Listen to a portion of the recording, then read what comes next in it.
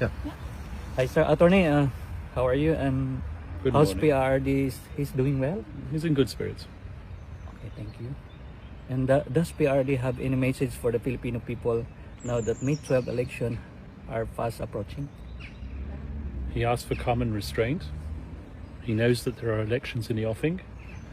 He knows that the people are very interested in his welfare. Mm-hmm.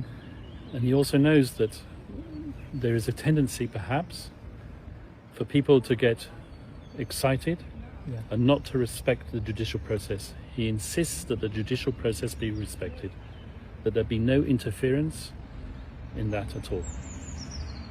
Thank you, Attorney. And Attorney, how do you respond to the ICC judge's rejection of your proposal? Do you believe it undermines the rights of the accused in any way? Well, this whole thing about the judges rejecting my proposal, that never happened. All that happened was that there were two activist victims representatives by the names of Joel Butian and Christina Conti, who made all sorts of assertions in the press that I had asked to restrict victims' participation in the process by limiting the ID documents that could be used. That never happened. All I was doing was I was relying on what the Philippines social security system requires for ID to be verified in the Philippines. What they don't tell you is that they were not accepted at this present moment in time to be representatives of the victims, rather the OPCV, which is the unit which is dedicated to representing victims at the ICC. So this is not a question of the judges rejecting something that the defence asked for. This is a response that the defence made to the VPRS, which is the internal court unit which is responsible for assessing victims' applications. That's all we did. We made observations. We didn't make a request which was rejected. That's a big lie. Yeah. So do you think the ICC sets dangerous precedent by relaxing documentary requirements, particularly in highly politicized cases like this? Once again, this whole issue of it being a dangerous precedent is not something that we created. It's something that's in the minds of Joel Butian and others.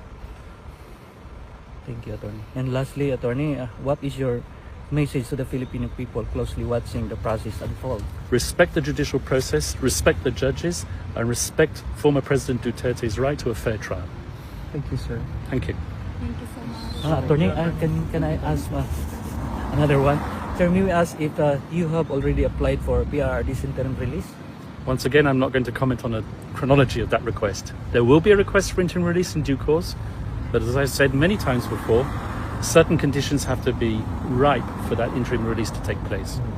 And it's the judges who ultimately decided. Sir, do you think that our former president will be brought back to the Philippines before the confirmation of charges on September 23rd? I certainly hope so. In fact, I can't understand why he is here. He's a Filipino citizen. Yeah. There's a Filipino president in that country who threw a Filipino citizen over here to be tried. Why isn't he in the Philippines? Why isn't he being tried in the Philippines? Why is there not a Filipino judge who is trying him? Yeah, exactly, sir. Because that's the sentiment of a lot, if not most of the Filipinos, that he is illegally detained here and that our judicial system is fully functioning well. So we don't understand why the ICC actually took cognizance of what's happening right now. Yes, I fully sympathize with that sentiment entirely. Thank you. Sir. Thank you, sir. Thank you, sir.